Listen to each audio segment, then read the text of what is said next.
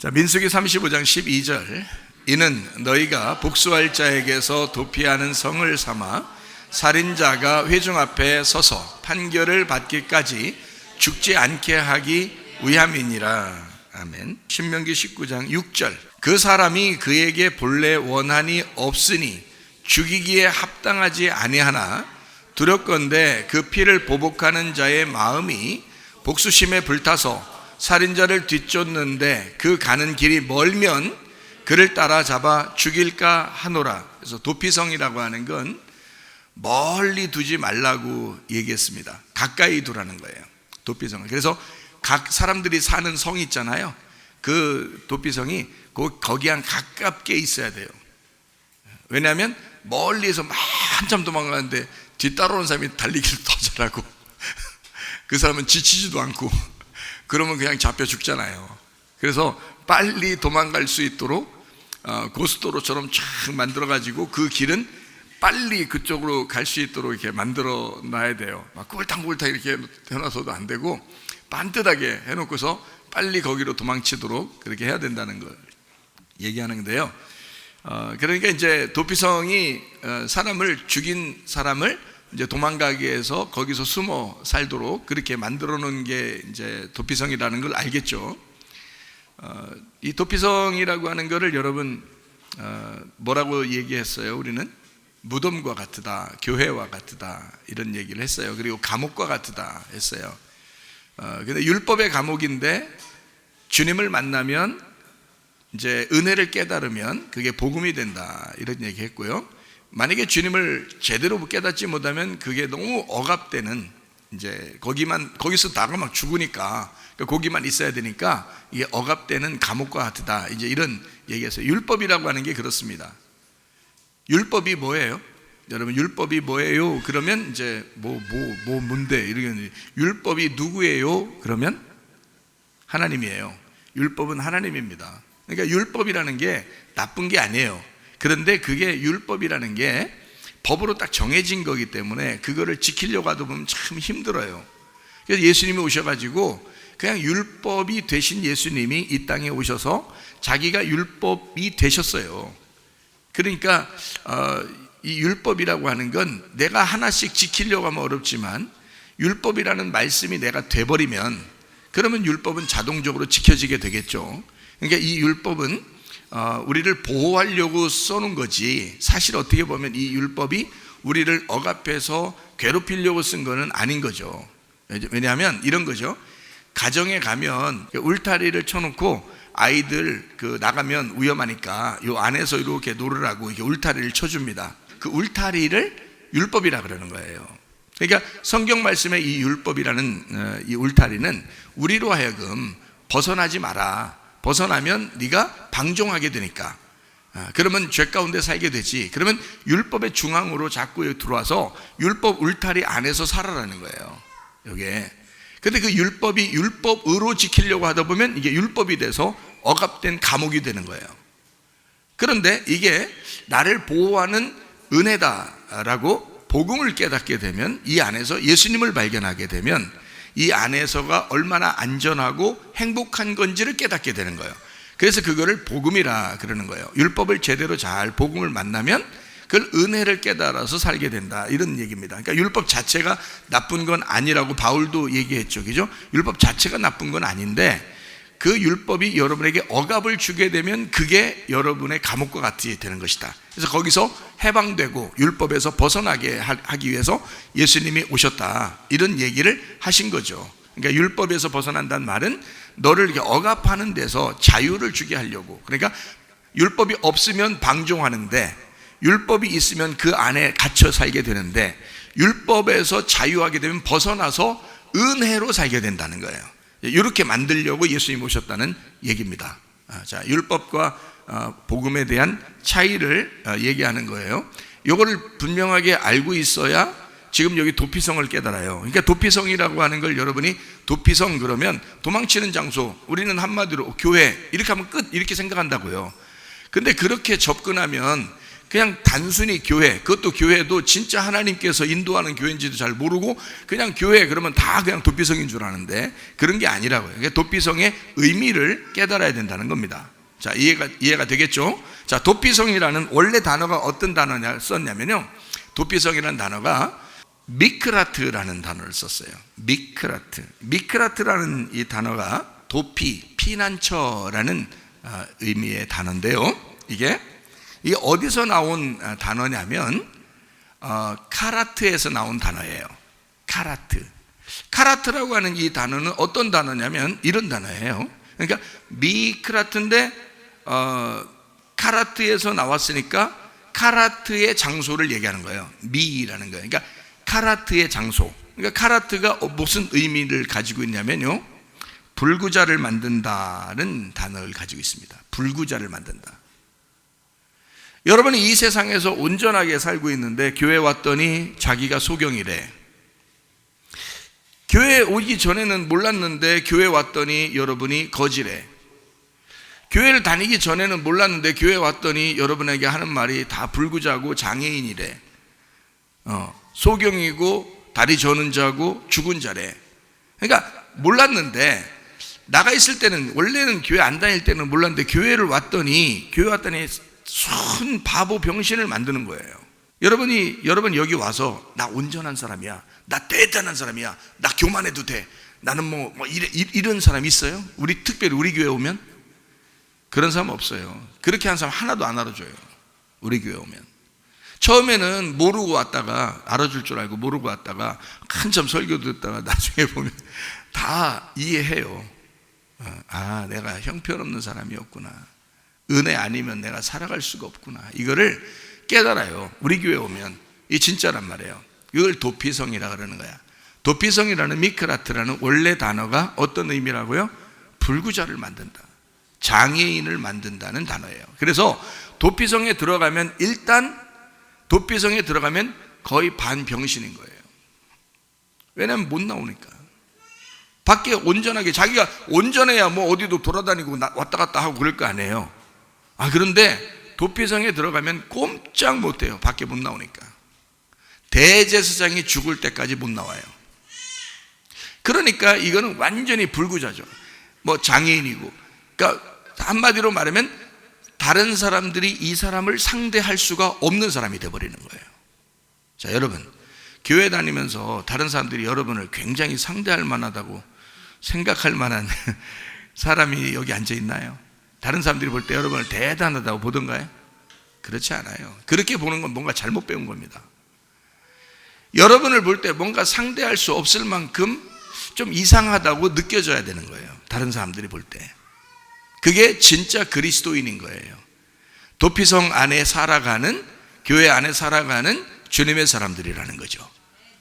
그러니까 다른 사람들이 볼 때 다른 사람들한테, 여러분 교회 다니면서 다른 사람들한테 잘 보이려고 얼마나 노력합니까? 다른 사람들한테 제대로 인정받으려고 얼마나 노력하냐고요. 근데 하나님은 그런 걸 도피성에 왔다고 얘기하지 않고, 너는 순 바보 병신이야, 이거를 가르쳐주는 곳, 그래서 거기서 못 벗어나가게 하는 곳, 그걸 도피성이라고, 미크라트라고 단어를 그렇게 써버린 거예요. 그렇죠? 근데 그 도피성 자체가 그냥 도망가서 있는 곳, 이렇게만 생각하는데 그렇지 않다. 사실은 어떻게 보면 율법적인 것이기 때문에, 율법의 울타리를 친 곳이기 때문에 거기에 감옥 같고 무덤과 같은 곳이다. 율법에 갇혀있다, 이 말이야. 그래서 율법에서 벗어나면 부활이잖아요. 그래서 그걸 자유라 그러죠. 예수님께서 우리에게 진리를 알려준다 그랬죠. 진리를 알려준다. 그러면 진리가 너희를 어떻게 한다고? 자유케 한다 그랬잖아요. 그러면 보세요. 자, 미크라트하고는 이 도피처 안에 이렇게 갇혀 있어요. 감옥에, 무덤에 딱 갇혀 있어요. 이걸 뭐라고요? 울타리. 울타리를 뭐라고? 율법이라고. 그러면 여기서 진리를 깨달으면 되겠네, 그죠? 진리를 알게 되면 여기서 자유하게 벗어나겠죠, 그죠? 그러니까 이 율법이라는 것이 어떻게 돼야 돼? 그래야 진리가 되겠어. 율법의 껍질이 벗겨져야지. 껍질이 벗겨지는 걸 다른 말로 뭐라 그래? 대제사장이 죽는 거라고 그러는 거야. 그러니까 대제사장이 죽는 게, 예수님이 죽으실 때 말씀이 죽었다 그래요? 육체가 죽었다 그래요? 예수님의 육체가 죽은 거예요. 누구 때문에? 너라는 육체 때문에 죽은 거예요. 그렇죠? 그러니까 그게 죽으면서 껍질이 벗겨지는 거야. 그렇죠? 벗겨지니까 이 속에 있는 게 드러났죠. 속에 있는 알맹이가 드러나니까 그걸 뭐라 그래? 진리라 그러는 거야. 그러니까 진리를 알게 되니까 어떻게 해요? 이 사람을 율법의 울타리에서 벗어나게 되잖아. 그걸 자유라 그런다고. 그러니까 예수님의 그 죽으심을 통해서 율법이 벗겨졌어요. 그게 진리라는 거야. 그거를 깨닫게 되면 자유하게 된다라는 얘기예요. 자, 그러니까 여기 도피성이라는 거 알겠죠, 그죠? 무슨 말인가? 이게 그냥 단순한 얘기가 아닙니다. 그 다음에 미드바르라고 하는 게 뭐라고요? 광야라고 했어요. 광야, 그죠? 그러면 광야가 무슨 장소라고? 말씀의 장소라고요. 말씀의 장소. 그러면 말씀의 장소를 꼭 가야 돼, 안 가야 돼? 말씀의 장소는 꼭 가야 돼. 그걸 여기서는 뭐라고 얘기할 수 있어요? 지금 금방 읽은 것 중에서는 도피성이라고 말할 수 있는 거야. 그렇죠? 그러면은 광야라고 하는 게 미드바르야. 미드바르는 뭐라고? 말씀의 장소라고. 미라고 하는 것이 장소고 다바르라는 게 말씀이란 말이에요. 이게 히브리어로는 다바르라고 그랬고 헬라어로는 로고스 들어봤죠? 헬라어로는 로고스라 그러는 거예요. 이게 말씀이라 그러는 거예요. 그 장소를 광야라 그러는 거예요. 그러니까 광야는 꼭 나가야 되는 거야. 광야에 안 나가면 로고스 말씀을 모르는 거예요. 그래서 로고스 말씀을 알려면 광야로 꼭 나가야 돼요. 그래서 하나님은 광야로 꼭 데리고 가요. 애굽에 멀쩡히 살고 있어도 데리고 나가요. 광야로 데리고 나가서 거기서 말씀을 깨닫게 하는 거예요. 근데 그게 고통이야. 왜냐면 그게 감옥이고 그게 무덤이니까, 벗어날 수가 없는 장소니까. 그렇죠? 그래서 거기에 가서 말씀을 깨닫는 거예요. 자, 이스라엘 백성들이 애굽에 살았어요. 애굽에 살았더니 그냥 살게 해요? 아니면 고통을 줘서 나오게 해요? 고통을 줘서 나오게 해요. 자, 이스라엘 백성들이 원래 그냥 거기서 잘 살았었어요? 못 살았었어요? 그 잘 살았으면 어떻게 나오고 싶었을까? 못 사니까 나오고 싶었겠죠? 그럼 어떻게 했을 때 나오고 싶었겠어요? 뭐가 됐었어요? 거기서 애굽에서 종로로 됐어요. 종로로 사는 게 보통 우리가 말하는 그냥 하인 이 정도 아니에요. 노예가 돼서 이 사람들이 막 괴로우니까 막 하나님께 부르짖었어요. 그러니까 데리고 나왔어요. 그러면 노예가 되기 전에도 계속 노예였을까요? 여러분 생각할 때는 애굽에 내려가서 한 400여 년을 있었는데 한 400여 년 동안 계속 노예였을까? 아니에요. 요셉이 처음에 내려가서 국무총리가 됐어요. 그리고 자기 형제들이 갔습니다. 자, 국무총리가 모든 것을 다 일을 주관해요. 먹을 것도 다 국무총리가 나눠줘야 되고. 그래서 자기 식구들, 형제들하고 아버지하고 다 모시고 왔거든요. 그래서 거기서 먹여 살리는 거예요. 70명 그 사람이 내려갔다 그러잖아요. 그래서 거기 내려갔으면 이 사람들은 처음부터 내려가서 요셉은 국무총리고 나머지는 다 노예시킬까? 어떻겠어요? 요셉의 형제들은 다 한 자리씩 한 거예요. 그 당시에 한 자리 하면 잘 먹고 잘 살아요? 못 먹고 못 살아요? 한 자리씩 하면 다 잘 먹고 잘 사는 거예요. 근데 잘 먹고 잘 사니까 보세요. 자, 하나님의 백성이 애굽에 내려가서 세상에 거기서 축복을 받은 거예요. 요셉이 국무총리고 거기서 그냥 다 축복을 받아가지고 한 자리씩, 그것도 높은 자리를 다 하는 거예요. 아주 높은 자리를 하다 보니까 잘 먹고 잘 살고 있는 거예요. 몇백 년을. 그러다가 왕이 바뀐 거예요. 요셉을 모르는 왕이 된 거예요. 누군가. 요셉을 아는 왕이 있을 때는 계속 이스라엘 백성들이 다 형제들이거든요. 요셉의 형제들이야 12자손이니까 요셉의 형제들이죠. 다 그 사람들만 내려갔으니까 생각해봐요. 12자손 그 형제들이 내려갔는데 그 처자들하고, 그죠? 그래서 70명이 내려갔다 그러는데 거기서 내려갔는데 이 사람들이 번성을 했어요. 근데 그 사람들이 다 잘 사는 거야. 왜냐면 요셉이 국무총리였고 그 밑에도 계속 이 한 자리씩 하던 것이 안 내려지니까 계속 잘 살죠. 몇백 년을 잘 사는 거예요. 그러면 애굽에서 나올까 안 나올까? 안 나오지. 안 나오니까 이 하나님께서 작전을 쓰는 거예요. 어떤 작전을 쓰냐면 왕을 바꿔버리는 거야. 왕을 바꿔버리면 이제 노예가 되는 거예요. 하루아침에 잘 살다가 노예되면 이게 살고 싶어 안 살고 싶어? 인생 살기 싫어. 그러면 이 사람들이 막 하나님께 막 살려달라고 막 소리 지르고 차라리 죽여 아니면 뭐 날 살려 막 이런다고요. 그러면 이제 하나님이 이제 모세라고 하는 메시아를 보내는 거예요. 거기다가. 그러니까 자기들은 지금 자기를 구원할 메시아가 필요한 거야. 노예가 됐으니까, 괴로우니까. 이런 일이 요셉을 모르는 왕이 나타나면서 갑자기 생긴 거예요. 그 전까지는 잘 살았다고요. 그러니까 처음부터 노예가 아니야. 성경에는 뭐 처음부터 노예처럼 써 있는 것처럼 보이는데, 그렇게 보이는데 그 앞에 이야기를 여러분이 안 써 있으니까 이해를 못해서 그런 거야. 그죠? 그러니까 출애굽기에 그냥 애굽을 출애굽해야 되니까, 애굽을 탈출해야 되니까, 거기부터 시작을 탁 해야 되니까 그냥 바로 써서 그런 거예요, 글씨를. 근데 사실은 내용이 400여 년의 내용이 쭉 이제 있었던 거죠. 거기에 그동안 계속 잘 살고 있었는데 안 나오다가 요셉을 모르는 바로가 나타나서 막 갑자기 다 노예, 이스라엘 백성은 갑자기 다 노예가 되버린 거예요. 그러니까 너무 괴로워 하나님 앞에 호소하고 메시아를 기다려 모세 같은 사람을 오라고 하십시오 했더니 그냥 하나님께서 모세를 갖다가 싹 보내는 거잖아요. 보내가지고 이스라엘 백성들이 끌어냅니다. 자, 그러니까 고통을 받아야 벗어나는 거예요. 맞죠? 고통을 받아야 벗어나. 광야에 집어넣네. 광야에 집어넣고서, 광야라는 곳이 어떤 곳이에요? 말씀을 깨닫는 곳이야. 만나가 계속 내리는 곳이에요. 만나는 하늘에서 내려온 비와 같은 율법을 얘기하는 거예요.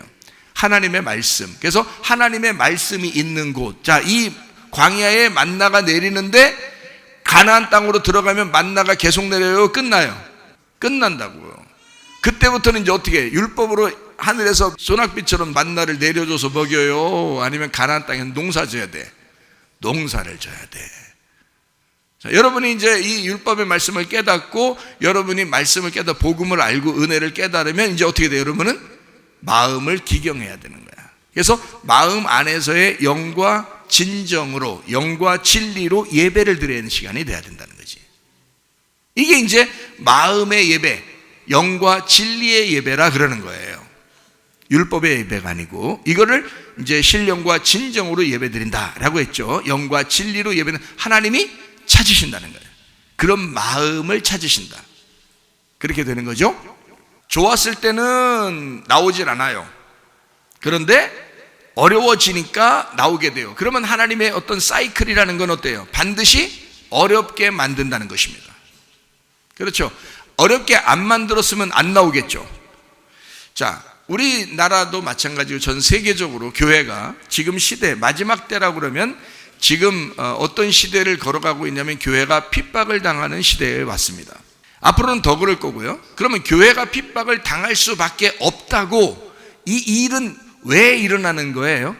이런 핍박이 와야 하나님께 부르짖기 때문에 그렇습니다. 여러분, 교회가 점점 잘 됐어요.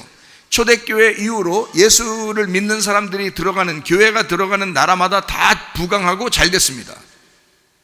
그리고 경제적으로도 아주 잘 살게 되었어요. 그래서 전 세계적으로 보면 교회가 있고 예수를 믿는 사람들의 나라가 다 잘 삽니다.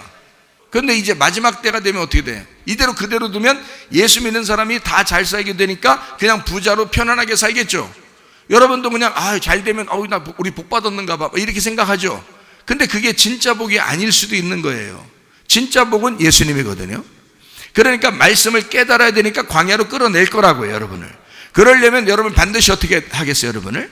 교회를 반드시 핍박하는 자가 나온다는 말이에요. 그러니까 이건 순서라고요. 그러니까 교회라고 하는 게 이 핍박이 올 때, 그럴 때 하나님 앞에 부르짖고 하나님의 말씀을 따라 나오는 거죠. 그게 복받은 사람인 것입니다. 그러니까 애굽에 살 때 원래 잘 살던 이스라엘 자손들이, 요셉의 형제들, 원래 잘 살던 사람들이 갑자기 어려움 당하기 전에는 아주 잘 살았으니까 나올 생각도 안 하고 아예 거기서 정착했다고요. 아예 살았다고요. 그런데 어려움을 당해 노예가 돼 갑자기. 그러니까 막 나오게 돼요. 하나님께 부르짖고 하나님은 메시아라고 하는 모세를 보내서 데리고 나옵니다. 자, 교회도 똑같다고 그랬죠? 지금의 교회도 계속 교회가 잘 됐고 교회가 부강하고 어마어마하게 그 대형 교회들이 막 생겨나니까 사람들이 다 부러워했다고요. 세계적으로도 야, 대형 교회가 있으면 그 대형 교회 막 거의 회사 이상이죠. 막 그 공장 회사 이런 거 이상입니다. 어마어마한 그 부를 축적하죠. 그러니까 사람들이 막 굉장히 따릅니다. 그렇죠? 그러니까 한순간에 어떻게 해요? 지금 한순간에 그냥 막 무너지기 시작했습니다. 그렇죠? 마지막 때가 되면 어쨌든 그런 교회들이 타겟이 된다고요. 하나님의 축복을 받은 줄 알고 애굽에 살고 있었는데 하나님은 갑자기 노예로 만들어버릴 수 있다는 얘기야. 그래야 하나님께 부르짖고 나올 수 있으니까. 이게 하나님이 미워서 그런 건 아니죠. 교회들을 미워해서 그런 게 아니라 이런 핍박을 통해서 하나님께 부르짖으라고 하는 것이거든요. 근데 여러분과 저는 그냥 하나님이 그렇게 만들기 전에 부르짖고 있는 거야 그냥. 그럼 어떻게 하겠어? 하나님이 얘네 알아서 기네. 얘네가 알아서 기는구나. 이렇게 하는 거죠. 무슨 말인지 알겠어요? 그러니까 미리 하나님이 작년 여름에 수련회 하라고 그러고 갑자기 기도 시작하라고 막 그러고 갑자기 작년 여름부터 그냥 막 알아서 기라고 알아서 무릎 꿇고 알아서 항복하고 그냥 있으라는 거예요. 그냥 그대로 있으라는 거예요. 어떻게 해줄 거야 아마. 어떻게 해줄 거야. 그러니까 알아서 있는 거예요 우리는. 그러니까 큰 핍박과 곤란이 없는 거예요. 그러니까 자 하나님께서 이제 이런 핍박, 고통, 고난을 통해서 광야로 끌어냈어요. 자, 말씀의 장소라 그랬죠, 그죠? 말씀의 장소. 말씀을 깨닫게 하려고 하는 거예요. 이게 도피처라고요. 그러니까 도망가는 거예요. 도망가가지고 거기서 갇혀 있는 거야. 그걸 도피처, 그걸 광야, 말씀을 깨닫는 곳. 이런. 모세가 어땠어요, 모세? 모세는요, 이스라엘 백성보다 더 잘 살았어요. 생각해봐요. 40년을 애굽에서 왕자로, 내가 왕자다. 그리고 그 나라의 후계자가 될 뻔했던 사람이에요. 모세가 그 애굽의 바로의 후계자가 될 뻔한 사람이에요. 그런데 이 모세가 그대로 40년을 살았는데 그대로 두면 이거 어떻게 죽도 밥도 안 되는 거야. 그래서 하나님 어떻게 갑자기 싸움 시켜가지고 싸움 구경하다가 갑자기 사람 죽인 거예요. 때려서. 모세한테는 아마 40년 동안의 첫 번째 실수였을 겁니다. 40년 동안에 한 번에 딱 실수였을 거예요. 어차피 왕자니까 뭐 실수할 것도 크게 없어요. 항상 위에 있으니까. 그런데 갑자기 하루아침에 자기가 불안해지는 거예요. 겁이 나는 거예요.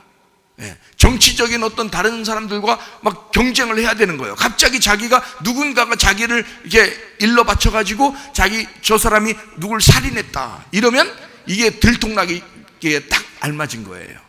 그래도 그거를 왕자니까 확 눌러버릴 수도 있어요. 근데 모세만 있는 게 아니라 왕자가 하나만 있는 게 아니라 다른 왕자들도 있을 거 아니에요. 그러면 이게 경쟁이 된다고요.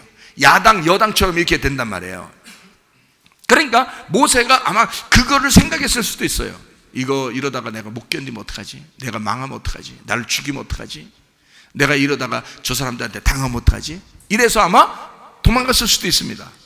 근데 원래는 그거를 누를 수 있었지만 어릴 때부터 40년 동안 어머니에게 들은 말씀이 있었어요. 어머니가 교회와 같은 거거든요. 광야와 같은 겁니다. 하나님의 말씀이 계속 그 어머니의 젖으로부터 흘러내려왔었어요. 모세가. 그래서 그 어머니가 말씀으로 양육한 이 모세는 항상 말씀을 생각했겠고 이스라엘 백성에 대한 그 사랑함이 항상 있었다고요. 근데 갑자기 그 이스라엘 자손을 보호하기 위해서 다른 사람을 죽여버렸기 때문에 이 문제가 갑자기 생겨버린 거죠. 이게. 이런 문제가 안 생겼으면 모세는 아마 갈등도 하지 않았을지도 모릅니다. 그런데 거기서 큰 갈등을 시작해요. 내가 도망가 말어. 내가 광야로 가 말어. 그래서 여기서 도망가기로 결정했어요. 왜냐하면 왕자의 자리를 지킬 수 있었지만 실제로 그 사람이 역사적으로 보면 굉장히 그 막강했던 왕자, 그 왕의 그 대를 이을 수 있는 그런 막강했던 사람이랍니다. 모세가 원래가. 그런데 그거를 버린 거예요. 하나님의 백성과 함께 내가 고난 받아야지. 그러면서 내가 하나님의 백성을 지키려고 내가 이렇게 살인을 했으니 혹시 저들이 나라면 내가 그들을 또 억압하는 그게 아니라 내가 고난을 당해야지 하고 히브리서 11장에 보니까 자기가 믿음 때문에 도망 나왔다 그랬어요. 모세가. 그러니까 이 모세는 둘 중에 갈등하고 믿음을 선택한 것입니다. 광야로 선택한 거죠.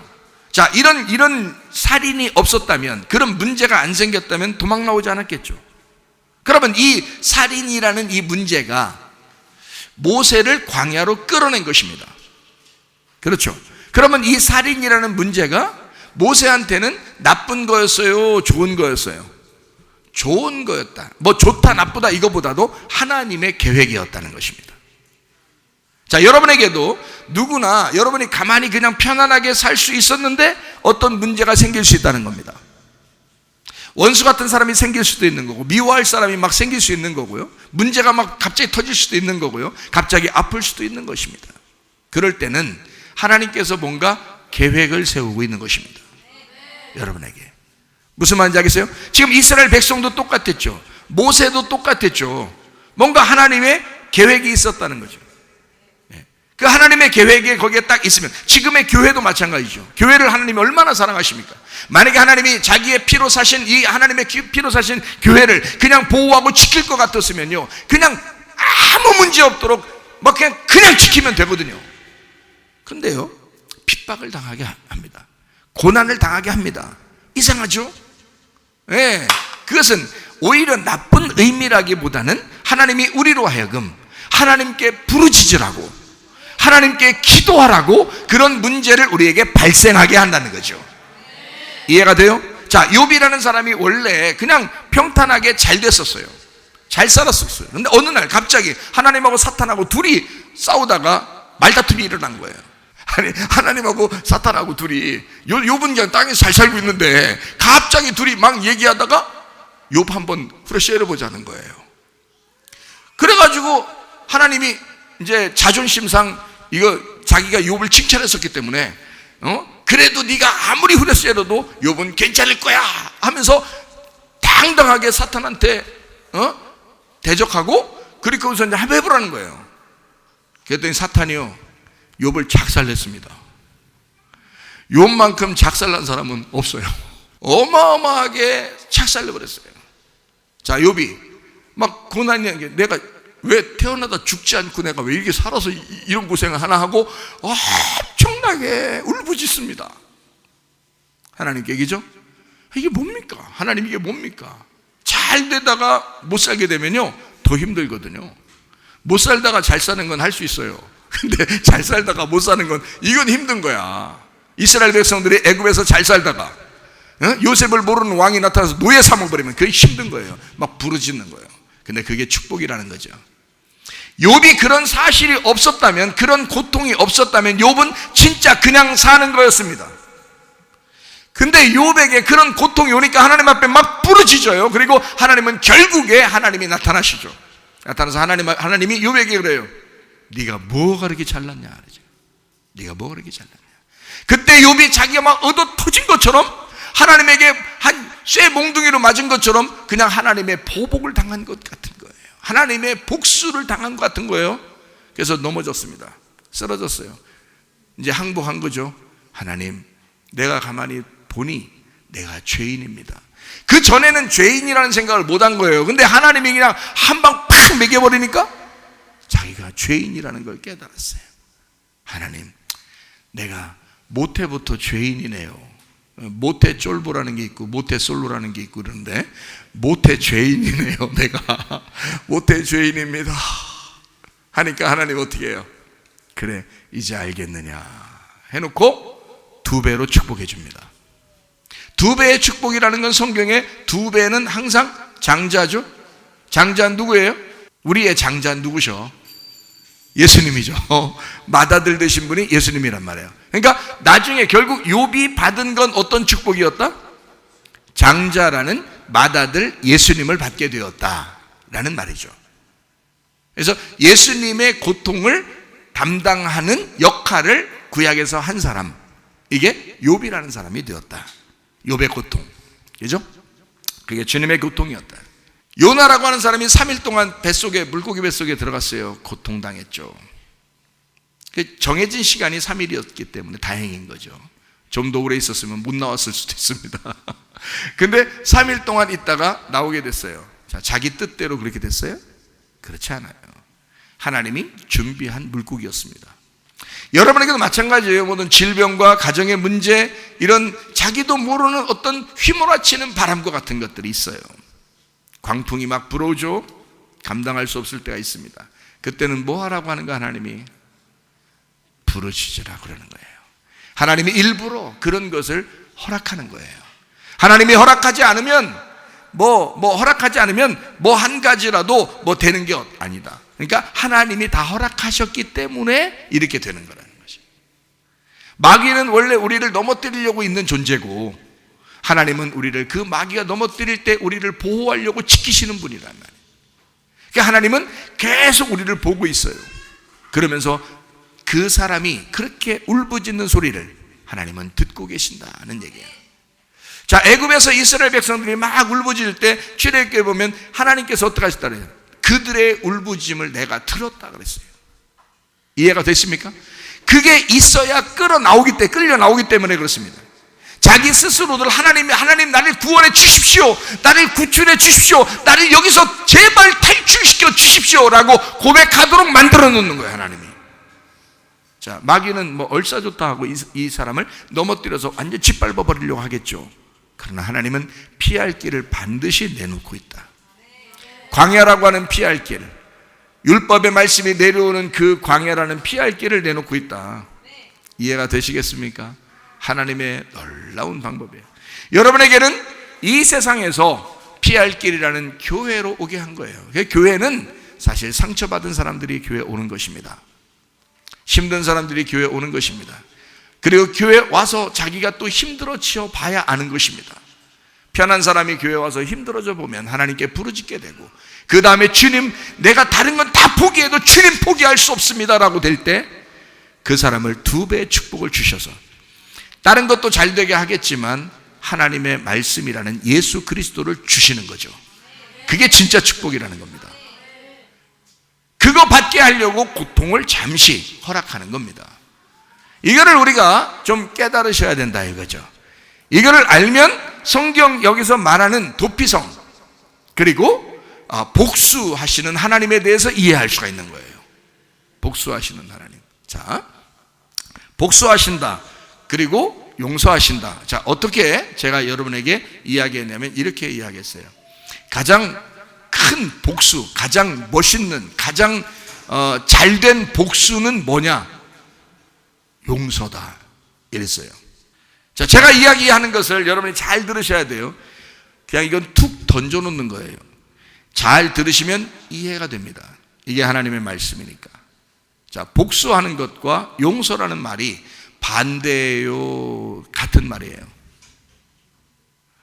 그러니까 저한테 얘기하지 말고 평상시에 생각하는 대로 원래 반대의 단어예요, 같은 단어예요?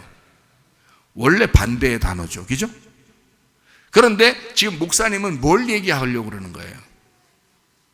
복수하고 용서라는 걸 지금 반대 단어라고 얘기하려고 그러는 거예요? 같은 단어라고 얘기하려고 하는 거예요? 네, 어떻게 알았어요? 막 왔어요 그냥? 네, 같은 단어예요. 자, 이게 이제 어떻게 된 건지를 여러분에게 설명을 성경을 통해서 좀 더 하고 마치려고 합니다. 제가 아까 우리가 성경을 읽었는데 마태복음 5장에 38절부터 42절까지 말씀에 보면 눈은 눈으로 이는 이로 이렇게 한다고 그랬어요. 그런데 주님께서는 우리에게 뭐라고 얘기한다고요? 오른편 뺨을 치거든 왼편도 갖다 대라 그랬고, 속옷을 달라면 겉옷까지 줘라 그랬어요. 그리고 오리를 가자 그러면 십리를 가도록 해라 그랬습니다. 꾸고자 하는 자에게 거절하지 마라. 그래서 반으로 나누지 말고 하나로 만들어라 이런 얘기 했어요. 그죠? 예, 반으로 나누지 말고. 그러니까 반으로 나누는 것은 복수입니다. 그렇죠? 자, 내가 저 사람을 죽인다 그러면, 복수했다 그러면 저 사람하고 나하고 떨어지겠다는 얘기잖아요. 그죠? 내가 저 사람을 미워하겠다 그러면 어떻게 해요? 나하고 저 사람하고 갈라서겠다는 얘기입니다. 그죠? 요한일서 3장 15절의 말씀에 보면 형제를 미워하는 자마다 살인하는 자니 살인하는 자마다 영생이 그 속에 거하지 아니하는 것을 너희가 아는 바라. 자, 여러분 미워해 본 적 있어요, 없어요? 있어요. 다 살인자네. 다 살인자예요. 자, 그러면 이제 여러분이 이제 벗어날 길은 없어요. 살인자니까. 근데 여러분이 알고 알고 미워한 거예요? 모르고 미워한 거예요? 알고 미워했어요. 아니까 미워한 거예요. 가까이 있으니까 또 미워한 거예요. 멀리 있는 사람 일부러 가서 미워해요? 미국 대통령 일부러 미워합니까, 여러분? 그렇지 않잖아요. 아프리카 우간다에 있는 선교사를 일부러 미워할 필요 있습니까? 멀리 떨어져 있는데, 알지도 못하는데. 그렇지 않아요. 가까이 있으니까, 내가 아는 사람이니까 미워한 거예요. 뭔가 부딪힌 게 있는 겁니다. 그죠? 부딪힌 게 있는 거예요. 자기 자존심을 상하게 했든지 자기 기분 나쁘게 한 거예요. 자, 그러니까 부딪혔어요. 그래서 미워하게 된 거예요. 자, 여러분이 알고 했어요? 모르고 했어요? 모르고 한 겁니다. 여러분은 그거를 알고 한 줄 아는 거예요. 그러니까 여러분은 모르고 한 것조차도 모르는 거예요. 모르고 했다는 사실을 모르는 거예요. 이거는 이제 제가 왜 어떻게 얘기할 수 있는 거냐면요, 나는 그거를 응답을 받은 사람이에요. 사람들이 죄를 짓는 게 모르고 한다는 거예요. 그걸 죄를 모르고 짓는 거예요. 나를 비롯해서 나도 모르고 한 거예요. 내가 다 알고 했어요. 다 알고 했다니까요. 그런데 내 생각을 가지고 내가 선택하고 내가 알고 했는데요, 하나님은 나보고 뭐라 그랬냐면 네가 몰라서 그런 거야 그랬어요. 분명히 제가 응답받았어요. 네가 몰라서 그랬던 거야 라는 걸 분명히. 내가 깜짝 놀랐어요. 나 알고 했는데. 그래서 내가 알고 했기 때문에 하나님 앞에 죄송해서 내가 그렇게 회개하고 있었거든요. 근데 하나님이 내게 말씀하셔요. 네가 몰라서 그랬던 거야. 여러분, 내가 하나님을 제대로 알았다면 내가 그렇게 했을까? 모르는 거예요. 하나님은 나에게 그걸 얘기하는 거예요. 네가 죄 진 거, 이런 종류 저런 종류의 죄를 진 거를 지적하는 게 아니에요. 네가 나를 아느냐? 네가 나를 정말 아느냐? 내 아들이 너를 위해서 죽은 그거를 네가 아느냐? 네가 정말 믿었느냐? 나는 그걸 기다렸다, 그거예요. 그러니까 내가 가만히 생각해 보니까 진짜 믿은 것 같지가 않은 거예요. 내가 진짜 예수님을 믿은 것 같지가 않은 거예요. 내가 너무 깜짝 놀란 거예요. 내가 몰라서 그랬구나. 내가 예수의 그 십자가를 내가 말로만 들었지 내가 가슴속에 그걸 못 느꼈구나. 내가 진짜 마음으로 몰랐구나. 성경만 그냥 읽어서 사람들한테 배워서 신학교 막 공부하면서 이렇게 그냥 알았지 내가 가슴으로 내가 알지를 못했구나. 이거를 회개하면서 깨달았어요. 회개하면서 알았어요. 저도. 그러니까 하나님은 내가 모르고, 우리가 모르고 짓는 죄까지도 너희가 살인했다. 야, 성경에서 자, 살인한 사람이 모르고 그냥 도끼로 나무 이렇게 찍고 있는데 갑자기 휙 도끼 날아간 거예요. 왜 저쪽 밑에서 나무 하는 사람이 대가리 맞아가지고 그냥 죽은 거예요. 이 사람이, 그쪽 가족 식구들은 지금 우연히 죽었다고, 사고로 죽었다고 그래요. 지금 이 사람이 도끼 던져서 죽었다고 그래요. 그쪽 식구들은 지금 난리가 난 거예요. 이거 지금 죽었다 이거야. 그래서 이 사람을 쫓아올 거 아니에요. 식구들이 막 쫓아오니까 이 사람 막 도망가야 돼. 지금 일단 설명할 필요도 없어. 설명할 시간도 없어요. 그냥 일단 도망가야 돼. 일단 막 도망가는데 멀리 도망가면 헉헉거리다가 잡힐 수도 있어. 그래서 짧은 거리에 도망가게 해서 도피성으로 얼른 들어가 버리는 거예요. 그러면 이쪽 오는 사람들이 밖에서 막 씩씩거리는 거예요. 저 도피성 들어갔으니까 들어가서 잡아내서 죽일 수도 없고 저거 어떻게 해요. 그래서 밖에서 씩씩거리다 돌아가는 겁니다.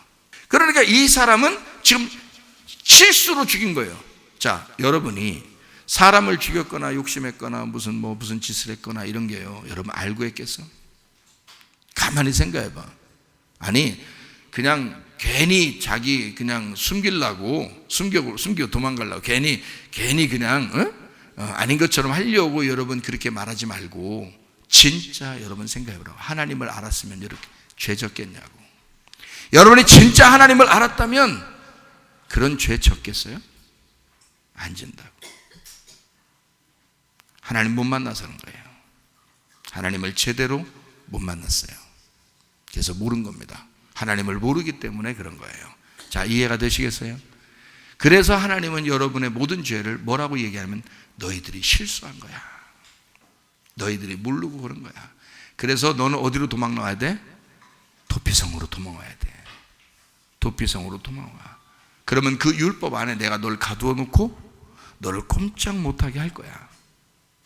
그리고 여기서 이 율법을 깨달으면, 거기서 예수님을 깨달으면 너를 살려주신 예수님이 너 대신 보복을 당하시고 복수당하시고 죽었다 그러면 너는 그 은혜를 깨닫고 이제는 대제사장, 너 대신 죽었으니까 벗어나게 될 거야. 자유하게 될 거야. 그때는 너 죄 지락에도 안 질 거야. 그렇게 사는 게 진짜 기독교인입니다. 알아요? 여러분 어떻게 살아요? 진짜 기독교인처럼 살고 있어요? 가짜 기독교인들처럼 살고 있어요? 창피하죠. 부끄럽죠. 부끄러워해야죠. 창피해야죠. 여러분은 가짜가 드러나는 것입니다. 껍질이 드러나는 것입니다. 이럴 때 이 껍질이 벗겨지는 거예요. 껍질이 벗겨 여러분 속에 있는 진짜 알맹이가 돼야 되고, 주님이라는 그 알맹이, 그 복음이라는 알맹이, 은혜라는 알맹이를 발견해야 된다고. 여러분의 껍질을 벗기는 건 율법입니다. 하나님의 보복이에요. 이 말씀이요. 그런데 이걸 벗겨내는 순간 여러분은 하나님의 용서를 깨닫는 거야. 아, 하나님의 아들이 내 대신 죽으셔서 내가 용서받았구나. 내가 죽을 수밖에 없는 자인데 내가 용서받았구나. 나 이거 아무렇게나 못 살겠다. 내가 주님 안에서만 살아야 되겠구나 라고 생각을 하게 되는 거죠. 그죠? 자, 이해가 되죠? 그래서 오른편 왼편이라고 하는 것으로 나누지 말고, 오른편을 때리면 왼편을 돌려대서 다시 원상복귀를 시켜서 부활시켜라 이거야. 하나가 되게 하라 이거야. 떨어지게 하지 말고 붙여놓으라 이런 뜻이야. 그렇죠? 자, 속옷을 갖다 달라 하잖아. 그러면 어떻게 해? 속옷 주면 나 겉옷 입고 있으면 이렇게 떨어지잖아. 속옷하고 겉옷하고 떨어지잖아. 그럼 어떻게 해? 겉옷까지 줘버려가지고 어떻게 해? 하나 되게 만들어라. 붙여놔라 이거야. 속옷과 겉옷을 붙여놔라 이거야. 누군가가 하나로 입게 만들어줘야지. 내가 하나로 입든지 아니면 저쪽 상대방이 하나로 입든지 해야지. 둘 다 하나씩까지는 어떻게 해요? 반반씩까지면 안 되죠. 그러니까 이쪽도 반 죽은 거고 저쪽도 반 죽은 거야. 그러면 안 되지. 그래서 온전하게 만들어야죠. 그죠? 이게 하나가 돼야 된단 말이에요. 그래서 예수님이 겉옷, 속옷 다 벗어준 거예요. 그래서 요한복음 19장에 나와 있어요. 누구 입혀주려고? 우리들 입혀주려고. 겉옷, 속옷. 자, 우리가 속옷 달라고 했더니 겉옷까지 주워버리는 거야. 그래서 예수님이 다 발가벗겨주셔서 죽으시고 그 옷을 우리가 입고 있는 거라고요. 이해가 되겠습니까? 예수님 하나 옷 입고 우리가 하나 입으면 둘이 나눠지죠. 나눠지면 이걸 율법이라 그러는 거야. 이거를 복수했다 그러는 거야. 그런데 이 옷을 우리가 다 입게 된 거야. 속옷, 겉옷 다 입으면 이게 용서라 그러는 거예요. 이해가 되겠어요? 자, 오리를 가자고 하면 어떻게? 심리를 같이 가주라 그랬으니까, 오리 갔으니까 다시 돌아와야 되니까, 오리를 또 돌아와야 되니까 심리가 되는 거죠. 그래서 오리 심리가 되는 거야. 온전케 된다 그 말입니다. 자, 꾸고자 하는 자에게 나누지 말고 다 줘버려라 이거야. 거절하지 말아요. 거절하면 꾸고자 하는 그것과 내가 거절하는 것이 나누어졌잖아요. 그러니까 이거를 나누지 말고 꾸고자 하는 자에게 더 줘서 요거를 그 사람이 하나를 갖게 해줘라 이거야. 자, 나눈다고 하는 것과, 이거 나눈다고 하는 것은 여러분 다 옳기 때문에 나누는 건데, 여러분이 집에서 싸울 때 그 생각해 보면 딱 맞아요. 집에서 남편과 아내가 싸우면 대부분 어떻게 싸워요? 자, 남편이 아내에게 큰 소리 칩니다. 그러면 누가 잘했다는 걸 얘기하는 거예요? 네, 남편이 자기가 지금 잘했는데 저쪽에서 지금 뭔가 잘못한 게 있는 거야. 그래서 큰 소리를 확 친 거예요. 그죠? 그러면 막 잔소리를 갑자기 여자가 확 합니다. 남편이 지금 잘못했다는 거야. 잘못했으니까 자기가 지금 큰 소리 쳐서 지금 남편을 기를 확 죽여버리는 거죠. 너 잘못했다 이거야. 이거 알려주는 거죠. 그래서 나중에는 이제 둘 다 큰 소리 칩니다. 어떻게 됐다는 거예요? 둘 다 네가 잘못했다는 거예요. 자기는 잘했는데 네가 잘못했다는 거예요. 네가 먼저. 자, 우리 그럼 나중에 한참 싸우다가요. 한 1시간 정도 싸우다가 보면 나중에 누가 옵니다. 누가 와서 싸움 말리는 사람이 와요. 오면은 한참 싸우다가 싸움 말리는 사람이 다 오잖아요. 그러면 이제 어떻게 하는 줄 알아요? 누가 먼저 시작했나 이제 찾아오는 거예요. 그때부터 누가 먼저 시작했나. 그럼 누가 먼저 시작해서 찾았어. 그러면 이제 여자부터 시작한 거예요. 근데 왜 그렇게 여자가 시작했는지를 남자 때문에 그런 거예요, 그게. 근데 그 남자는 또 그 여자 때문에 그렇게 한 것도 그게. 그래서 이게 처음 시작을 누가 했는지 오리무중이야. 네, 오리무중이야. 이게 찾기가 참 힘들어요. 그러니까 결국엔 뭐예요? 자기가 옳기 때문에 저쪽이 잘못했다는 것을 인정하라고 알려주기 위해서 하는 거예요. 그러니까 내가 옳다, 저쪽이 네가 잘못했다, 잘못하긴 잘못하니까 인정해라 이거요. 그래서 잘못한 거를 금방 인정하는 사람은 또 안 싸우게 되죠, 그죠? 조금만 잘못해도 있잖아요. 남편이 또는 아내가 그 남편한테 아내한테 이렇게 하는 거예요. 미안해, 내가 잘못했어. 미안해, 정말. 화 나요, 안 나요? 화 더 나.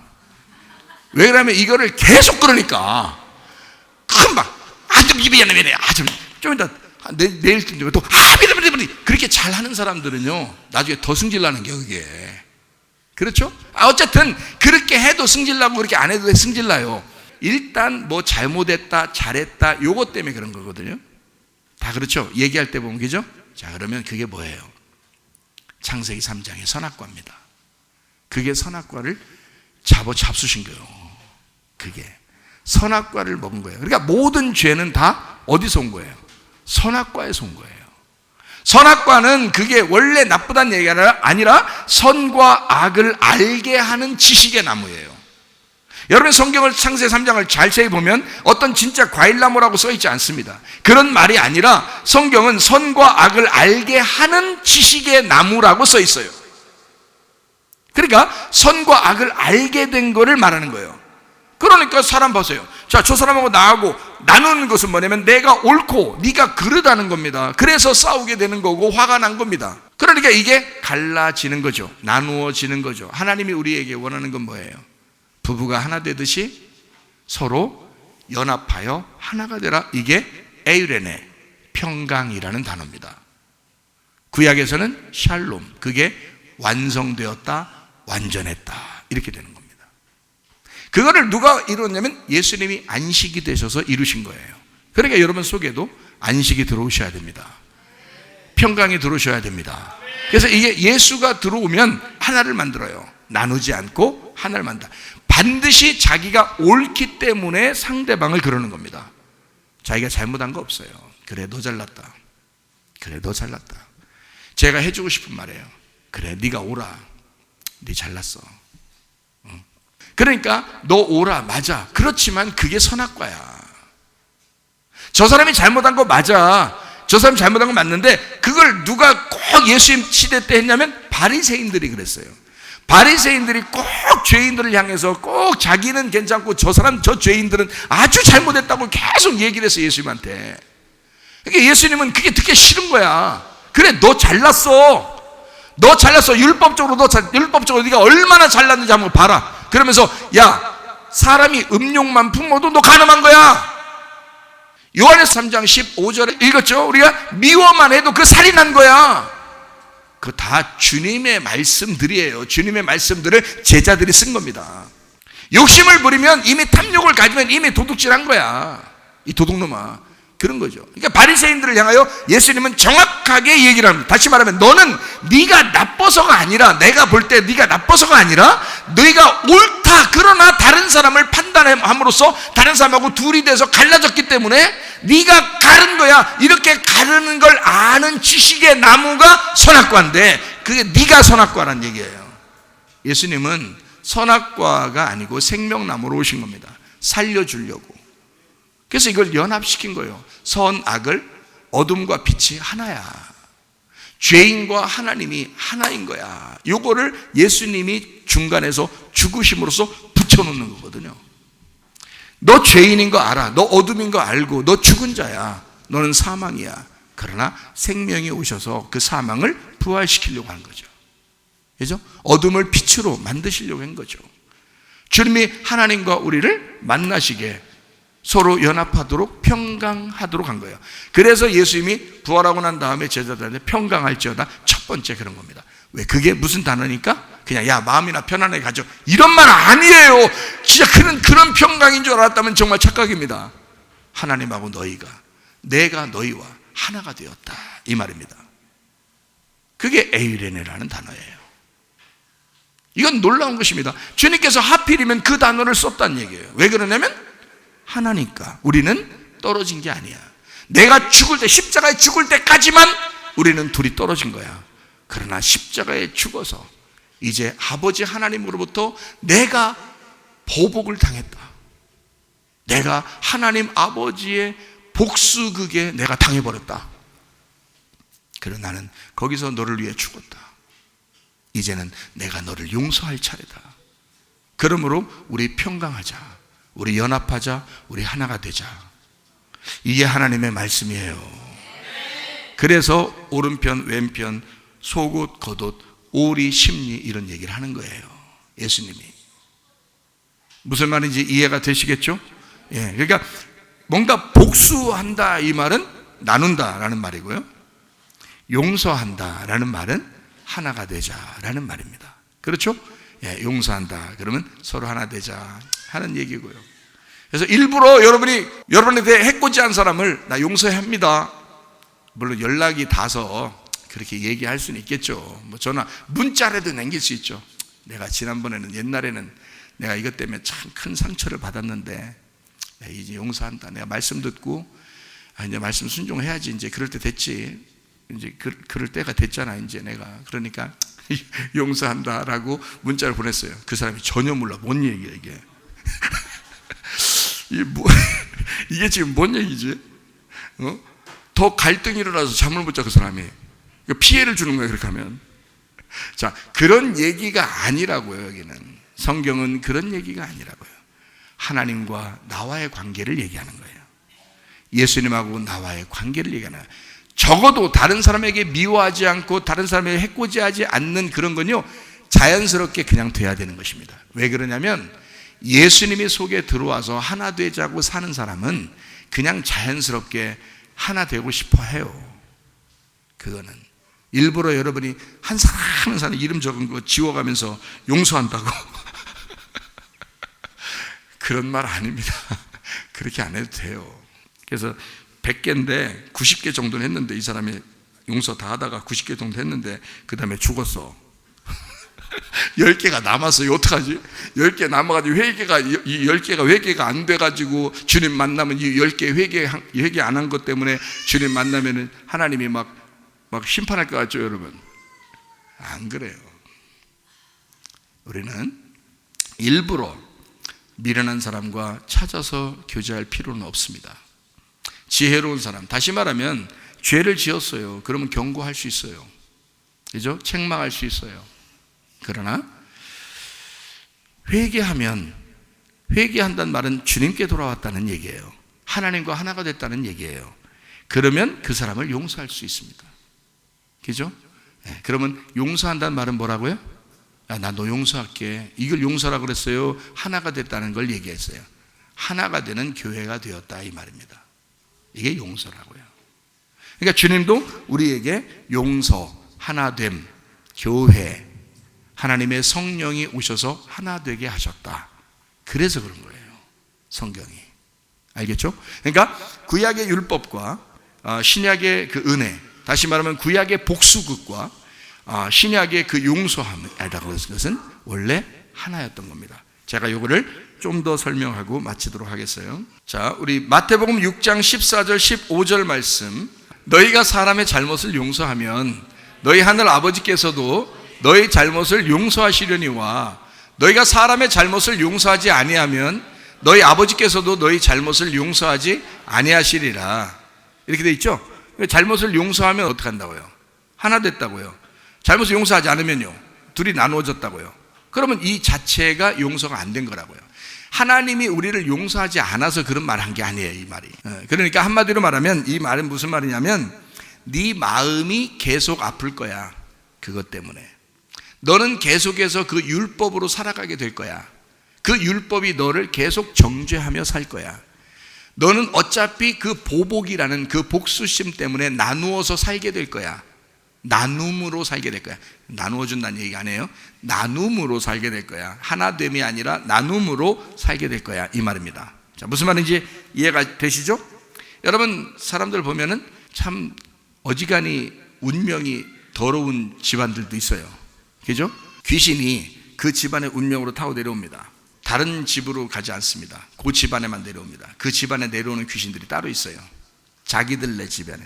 그래서 이혼하는 집안, 또 뭐 간음을 하는 집안, 뭐 바람 피는 집안, 술 먹는 집안, 뭐 담배 피는 집안, 뭐 도박하는 집안, 이런 게요, 그냥 내려옵니다. 이거는 못 벗어나요, 여러분. 이게 완전히 거듭나지 않으면 못 벗어나요. 이건 땅의 운명이기 때문에 그렇습니다. 그냥 살아가게 돼 있어요. 엄마가 아빠를 막 무시합니다. 막 그냥 남편을 갖다가 막 그냥 개 무시합니다. 한마디로. 자, 그거 그냥 엄마가 아빠한테 그럴까요? 아니에요. 그게 내려오는 귀신이 그러는 겁니다. 그 운명이라 그러는 거예요. 그걸. 집안에 내려오는 어떤 병이 그 집안에 있습니다. 그 병이 어떤 사람에게 또 들어갑니다. 그래서 어떤 병을 가진 사람이 또 밑으로 또 들어가요. 왜 그래요? 운명을 타고 들어왔기 때문에 그렇습니다. 이게 계속 3, 4대는 무조건 내려갑니다. 이럴 때 여러분과 제가 어떻게 해야 되냐, 운명을 끊어버려야 되는데 그냥 끊어줘라 한다고 끊어지는 게 아니에요. 선택을 하셔야 돼요. 선택. 자, 이제까지 우리는 귀신이 그냥 운명을 타고 내려와서 우리를 갖다 그렇게 만들어버려요. 근데 우리가 하나님을 선택을 했어. 자, 하늘을 선택을 했어. 교회를 선택을 했어. 그러면 이 내려오던 것이 이쪽으로 꺾여야 되거든요. 그러니까 이 귀신들은 못 따라와요. 하나님을 선택하니까 이 귀신들이 내려오다가 여기서 끊어져 버려요. 그 집안 중에 누군가는 희생을 한 거예요. 그러면서 끊은 거예요. 그 집안에서. 그게 그 믿음의 뿌리인 거예요. 우리 집안, 아버지 계통의 집안, 우리 집안에는요, 저희 어머님이 끊어버렸습니다. 귀신 옛날 다 득실득실하죠. 집집마다 귀신 득실득실합니다. 그 운명, 지긋지긋한 그 운명들은 그냥 내려오는 거예요. 그거는 못 벗어나요. 자기는 벗어나려고 그렇게 애써도 안 돼요. 그 집을 가출하기 전에는. 그래서 그냥 내려오거든요. 근데 저희 어머님 같은 경우가 이제 시집을 오면서 우리 그 아버지의 그 계통의 그 집안을 완전 다 바꿔버렸습니다. 완전히. 그러니까 땅에서 내려오던 그 운명을 싹 바꿔가지고 하늘의 운명으로 바꿔버렸어요, 그냥. 그래서 싹 다 예수 믿었겠어요. 싹 다 예수 믿었어요. 그래서 어머니를 통해서 자녀들은 싹 다 목회자. 네. 그리고 그 운명을 완전히 그쪽 내려오던 걸 끊어서 이 밑으로는 안 내려가는 거예요. 거기서 끊어버리면 우리 밑으로는 안 내려가네. 외할머니, 외가 쪽에, 이제 어머니 쪽이 외가 쪽이죠. 외가 쪽에서는 저희 외할머니가요. 옛날에 맨바레 전도사 그 할아버지 있었죠. 우리나라 유명한 그분 도와주셨던 할머니예요. 우리 외할머니가. 그 외할머니가 그때부터도 신앙생활을 해서 신앙생활을 그때 옛날에는 순수하게 하잖아요, 할머니들은. 그러니까 순수하게 함으로써 그 집안에 내려오던 모든 걸 싹 다 끊어요. 그래서 장로가 수두룩, 목사가 수두룩 나왔어요. 외가 쪽에. 그러니까 외가 쪽이 먼저 그걸 끊어내서 외할머니가 희생을 함으로써 끊어내가지고 내려온 집안이고요. 그 다음에 이 외할머니 쪽에 그 계통에서 어머니가 이쪽에서 친가 쪽으로 가가지고 거기서 내려오던 걸 싹 다 끊어버린 겁니다. 그래서 요 밑으로는 안 내려가는 거예요, 여러분. 근데 사람들마다 다 가족의 운명의 귀신을 끌어들입니다. 대부분이요. 그게 자기 성격이 된 거예요. 자기 성격. 그리고 자기는 원래 그렇게 살아온 거예요. 그리고 이상하게 자기도 모르게 그런 생각들이 들어와요. 생각이 들어오기 때문에 그냥 그렇게 해. 근데 그게 나쁜 게 아니라는 거죠. 감정을 이용합니다. 감정을요. 제가 이걸 좀 설명해 드릴게요. 감정을 이용해요. 귀신 역사는요, 이해가 되기 때문에 따라가는 거예요. 귀신 역사는. 여러분이 이해간다고 여러분 따라가는 게 아니야. 운명을 끊는다는 것은요, 굉장히 단호한 희생 정신이 있어야 되는 거예요. 나무가 바뀌는 거거든요, 이게. 나무가 감나무에서 사과나무로 바뀌려면 얼마나 힘들겠어요. 다 끊어버리고 해야 되는 거잖아요, 그죠? 사과나무에서 배나무로 바뀌려면 이게 완전히 끊어버려야 되거든요. 그래서 요거를 뿌리째 뽑아버리고 다른 걸 심어버리든지 해야 돼. 이게 끊어지는 거거든요, 운명이라는 게. 나무가 이 줄기가 족보가 내려오기 때문에 이걸 끊어내고 다른 족보를 세워야 되는 거예요. 시작을 해야 되는 거예요. 한 집사님네 가정 보세요. 전체가 예수 안 믿던 한 집사님 한 분이 한 집사님이 탁 뿌리가 돼서 박아가지고 그냥 그 위로 쫙 올라오잖아요. 그냥 하나 희생, 한 사람의 희생이에요. 한 사람만 목숨 걸고 해버리면 그 다음에 하나님이 책임지셔요. 그게 굉장히 중요한 겁니다. 자, 감정이 이용당해요. 그래서 대부분이 감정적인데 어릴 때부터 이제 살다 보면 자기도 모르게 집안에 내려오는 이런 감정들이 있어요. 그래서 이 감정들이 좋은 감정들이 있어요. 그러니까 정이 있는 감정들이죠. 정이 있는 감정들, 이런 것들을 이용합니다. 귀신이요. 그러니까 자기도 좋은 점들이 있는 거예요. 못 벗어나는 거예요. 귀신이 하는데. 그러니까 정에 끌리는 거지 교회에 끌리는 건 아니에요.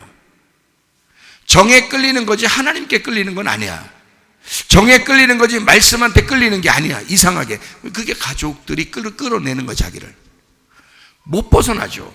가족은 굉장히 중요하다고 생각하기 때문에 그렇습니다. 중요하죠. 중요하지만 그들도 다 죽습니다. 하나님보다 중요하진 않습니다. 하나님에게 그들을 맡기지 않으면 다 끝나는 거예요. 그냥 그 집안은 계속 그 운명이 따라 내려가요. 그 정에 이끌리면 안 됩니다.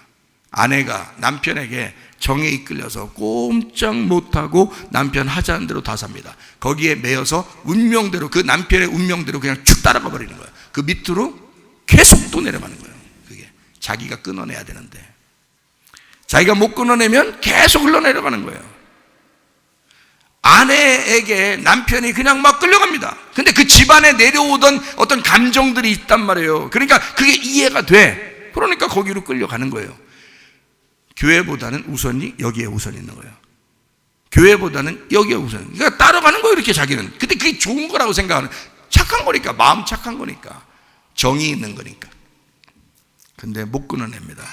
그렇게 하면은 계속 못 끊어요. 그냥 계속 끌려가는 거예요, 집안이요. 그러면 여러분 자손 때에서 똑같이 또 내려갑니다. 자손이 성격이 똑같아요. 원래 우리 집안이 원래 성격이 이래요. 이런 사람 있어요. 거지 같은 성격이 원래 그러면 예수 믿으면 바뀌었어야지. 그렇잖아요. 예수 믿었으면 바뀌었어서 바뀐 성격이 내려갔어야 되는데요, 이게 그렇게 안 된다고. 여기서 내려오던 거지 같은 성격이 똑같이 계속 내려간다고. 자손들에게, 자기 자녀들에게, 아들, 딸에게, 손자, 손녀에게 계속 내려간다고. 그게 저주받은 거지.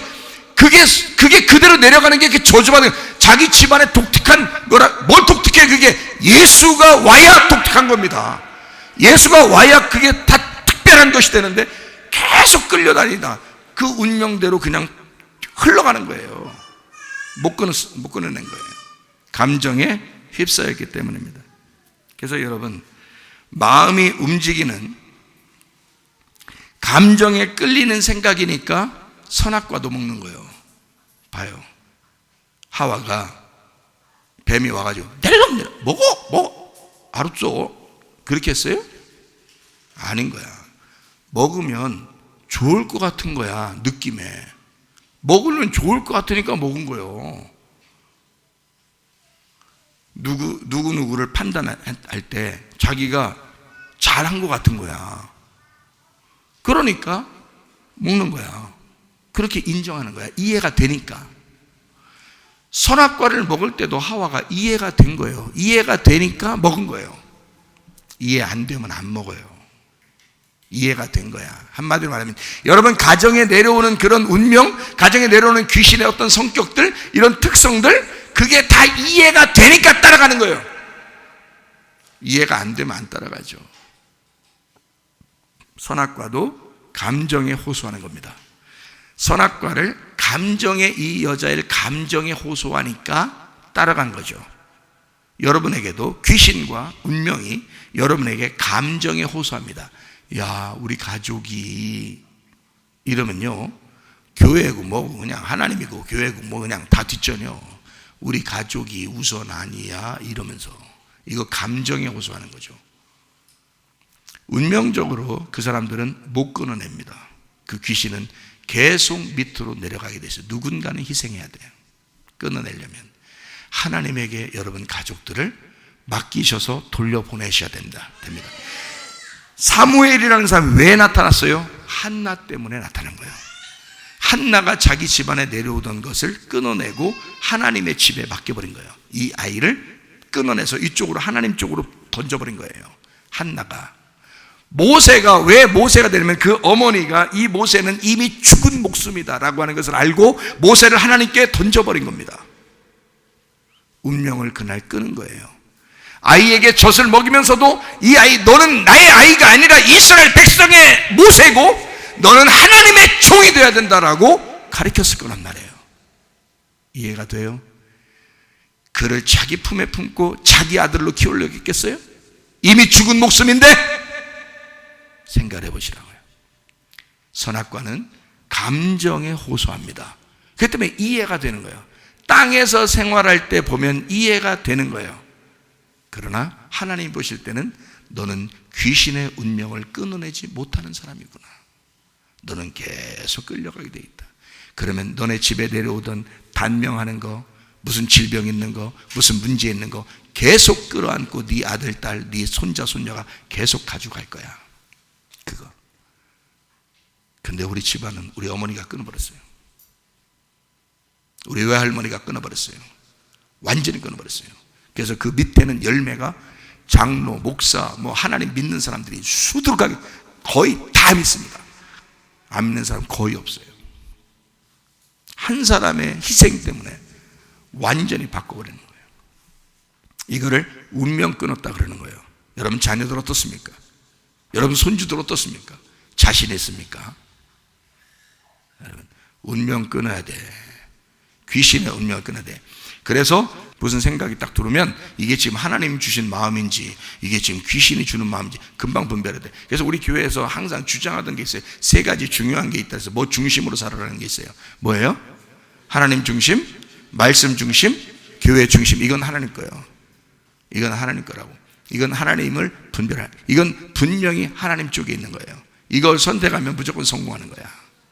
네. 근데 사람들은 그렇게 선택 안 해. 잘.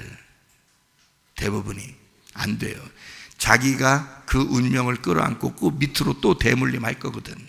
그 귀신이 내려가는지도 모르고.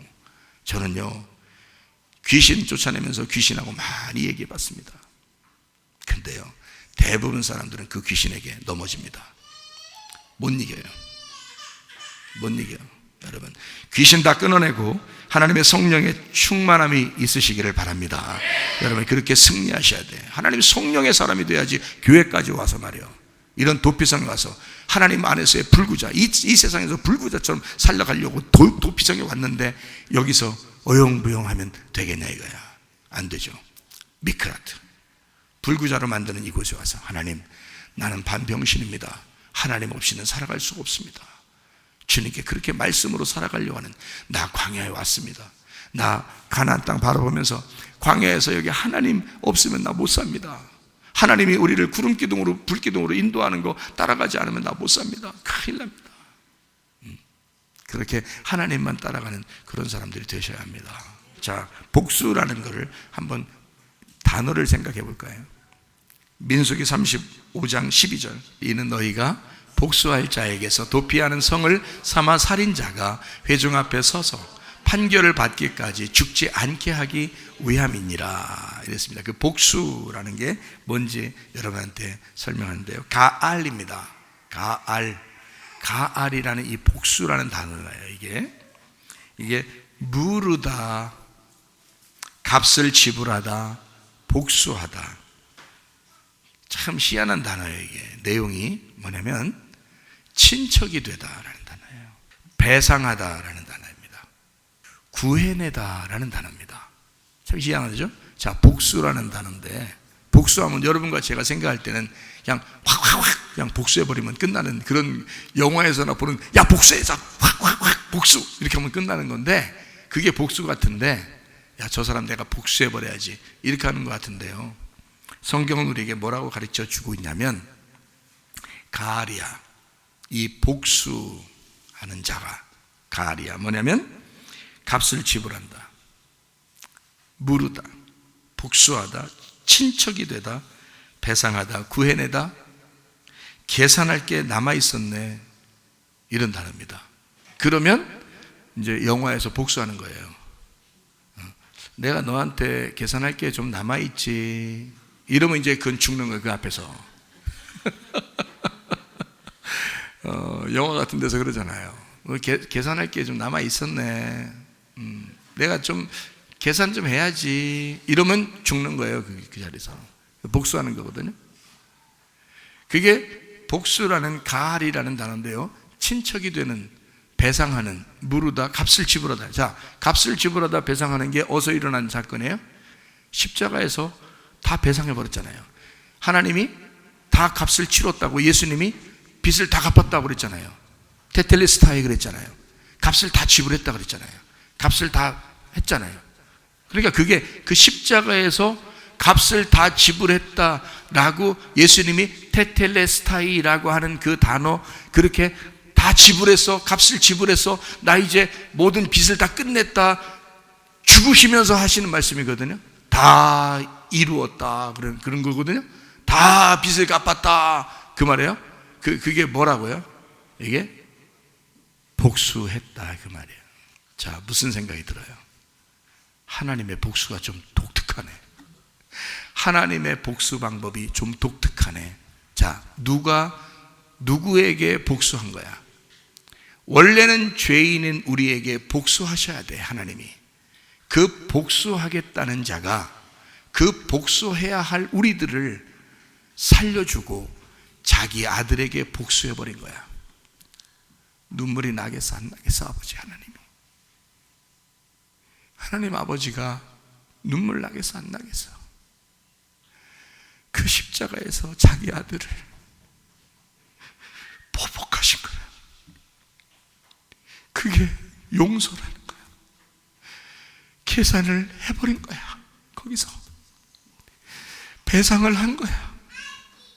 그래서 그 단어는 구해내다라는 단어예요. 구해내다. 배상했어. 계산 다 끝났다. 그게 복수했다는 말이거든요. 보복했다. 하나님의 복수라는 단어, 대표적인, 구약에서 하나님이 복수하셨다는 그 대표적인, 복수라는 대표적인, 보복한다, 대표적인 복수한다라는 단어는 가할입니다. 우리가 말하는 슉슉슉 이런 복수가 아니에요. 하나님의 복수는 자기 아들에게 온전히 쏟아 부음으로써 인류 전체를 구원해내겠다는 것이 하나님의 복수입니다. 다시 말하면 율법으로 자기 아들을 끊어냄으로써, 복수함으로써 하나님이 자기 아들을 끊어낼지언정 우리를 살리겠다는 거예요. 자기 아들을 끊어내고 우리를 은혜 주겠다는 것입니다. 그게 하나님의 보복이라는 거예요. 하나님의 그 사랑은 우리를 놓칠 수 없다는 것입니다. 우리를 구원해내기 위해서 자기 아들을 복수하고 우리를 용서하겠다는 것입니다. 그래서 용서와 복수는 같은 단어라는 거예요. 용서와 복수는 하나님이 우리에게 주신 놀라운 은혜의 단어예요. 복수는 율법에서 준 것이고 용서는 은혜에서 주는 것입니다. 이 모두 다 하나님이 주시는 거예요. 그래서 하나님은 복수하시는 하나님이다, 보복하시는 하나님이다라고 쓴 거예요. 그리고 하나님은 용서의 하나님이다 라고 하시는 겁니다. 자, 우리 성경 한 구절 찾고 마치도록 하겠습니다. 하나님 어떤 하나님이시라고요? 보복하시는 하나님이시라고요. 시편 94편 1절 말씀, 여호와여 복수하시는 하나님이여, 복수하시는 하나님이여 빛을 비추어 주소서. 무슨 말인지 이해가 되시겠죠? 하나님의 그 복수와 하나님의 그 용서는 같은 입장이라는 말입니다. 하나님의 마음, 그 마음이 여러분에게 온통 향해 있다고요. 여러분과 저는 이제 율법적으로 사는 게 아니라 주님의 은혜 안에서 사는 거예요. 복음 안에서 사는 거예요. 그게 하나님의 사랑이기 때문에 그렇습니다. 예레미야 29장 11절 말씀, 여호와의 말씀이니라 너희를 향한 나의 생각을 내가 아나니 평안이요 재앙이 아니니라. 너희에게 미래와 희망을 주는 것이니라. 미래라고 하는 예수님을 희망으로 엮어서 나하고 하나님하고, 하나님이 나하고 엮어가지고 그 예수님하고 엮이게 해서 엮어서 주겠다는 겁니다. 예수님하고 나하고 엮어서 붙들어서 같이 묶어서 주겠다는 거예요. 그게 미래와 희망이에요. 하나님이 주시는 것은 재앙이 아니래요. 상처가 아니래요. 괴로움이 아니래요. 고통이 아니래요.